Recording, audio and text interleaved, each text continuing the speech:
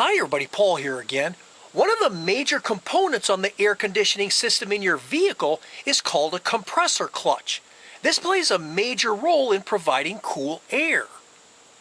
This is what a typical air conditioner compressor looks like, which will be located by the front of the engine, by the drive belt. You'll also see two refrigerant lines attached to it, like you see here. The AC compressor clutch is located here on the outside of the pulley wheel.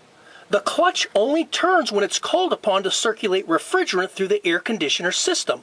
So the clutch turns on and off as needed to deliver cool air. The clutch system is electromagnetic, which is what allows it to engage or disengage from the compressor pulley wheel.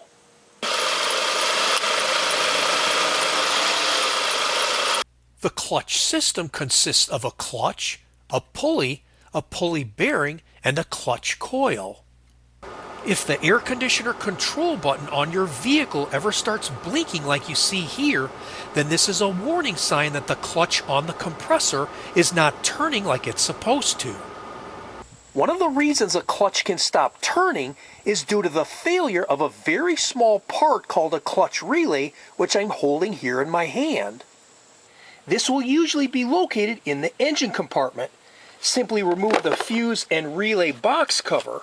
On the inside of the cover, you'll see labeled what each fuse and relay is for. Here's the magnetic clutch relay, abbreviated MGCLT. With the key out of the ignition, first remove the magnetic clutch relay.